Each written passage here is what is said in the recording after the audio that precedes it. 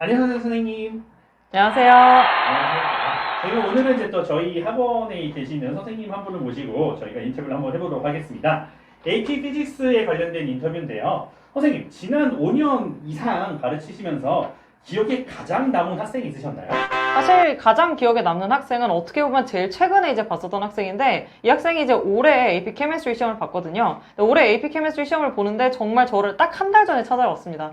한 달 전에 찾아왔는데 저랑 같이 처음 문제 풀 때 이제 문제풀이를 당장 진행을 해야 되는데, 한 50문제를 풀었을 때 25문제 이상을 틀리는 거예요. 문제는 그 맞춘 것도 이제 어중간하게 정확하게 알아서 이제 맞췄다기보다도 그냥 때려 맞췄더니 맞추는 기분? 그래서 이제 처음에는 그게 이게 큰일 났다 싶어가지고 저랑 학생이랑 이제 그러면 우리가 시간을 조금 많이 투자를 해서 어떻게든 점수를 4점 이상은 맞아보자 라고 해가지고 그때부터 이제 정말 빡세게 좀 공부를 시작을 했는데, 그 학생이 정말로 되게 신기했었던 게, 한 번 이제 수업을 하고 그런 다음에 거기에 대해서 리뷰를 해봐라 라고 하면 사실 큰 기대는 없었습니다. 근데 시험을 그렇게 해서 볼 때마다 정말 눈에 띄게 한 5문제씩 혹은 이제 많이 맞추면 6문제, 7문제씩 더 맞추는 거예요. 그래서 최종적으로는 제가 이제 실제로 이제 학생들이랑 가장 마지막에 하는 게 기출문제 풀인데, 그 기출문제 풀이 했었을 때도 가장 마지막에 봤었던 거는 그때 당시 이제 기준으로 했었을 때에 거의 5점에 가까운 이제 점수를 맞은 학생이 한 명이 있었어요. 그래서 그 학생이 이제 마지막에 갈 때도 정말 감사하다라고 이제 얘기를 하고 갔었는데,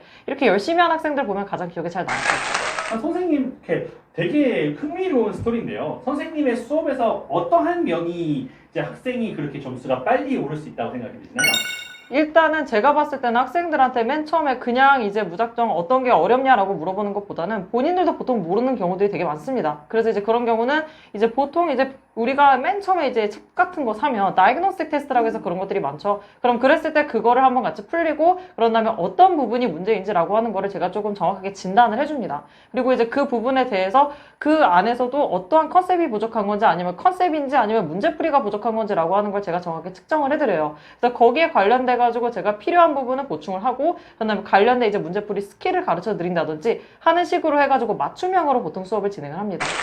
선생님 같은 경우는 이제 이렇게 급한 상황에서 무언가를 공부해야 될 때 어떤 방식으로 공부해야 될까요? 뭐 인강을 보는 게 제일 좋을까요? 뭐 학원을 올 수도 있고, 뭐 과외도 있을 수 있고, 어떻게 하는 게 되게 중요하다고 생각하세요? 사실 이렇게 급한 시점이다, 그런데 내가 성적이 안 나온다라고 했었을 때 더 좋은 거는, 인강은 아무래도 일방적인 방식의 이제 수업 방식이다 보니까 내가 문제가 뭐고 그리고 어떤 것들을 모를 때 바로바로 이런 이제 인터랙션이 불가능합니다. 그렇기 때문에 제가 봤을 땐 그랬을 때는 1대1로 이제 맞춤형으로 수업을 진행을 하는 방식이 훨씬 더 학생 입장에서는 더 좋을 것이라고 생각이 됩니다.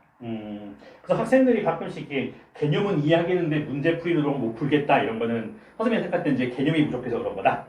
네, 이제 보통은 그렇고요. 근데 이제 사실 이거 약간 좀 개념의 약간 이제 문제에 따라서 다르지만, 피직스 같은 경우는 그렇지 않을 때도 있습니다. 분명히 개념은 알아요. 그런데 문제풀이 적용을 못하는 경우는 그건 좀 스킬이 부족하다고 해야 될까요? 아니면 아예 본인의 이제 계산을 했었을 때 이제 계산 과정이 틀리시는 분들도 굉장히 많습니다. 그러니까 식은 알지만 그 식을 잘못 적용을 시키는 거예요. 그래서 그런 것들 때문에라도 우리가 단순하게 이제 개념만 열심히 본다라고 하는 거는 어떤 부분에서는 약간 좀 올바르지 않은 방법일 수도 있습니다. 그래서 문제풀이는 하되 대신에 이제 그 문제풀이를 내가 정석적인 방법으로 해야 된다는 거. 그래서 그 풀이를 야매로 하는 게 아니라 정말 어떤 식으로 스텝별로 밟아 나가야 되는지에 대해서는 여러분들이 정확하게 공부를 하실 필요가 있다라고 생각이 됩니다. 네, 귀중한 말씀 감사하고요. 또 다음 시간에 또 이렇게 학생들의 질문을 모아가지고 한번 질문을 드릴 시간을 갖도록 하겠습니다. 선생님 감사합니다. 감사합니다.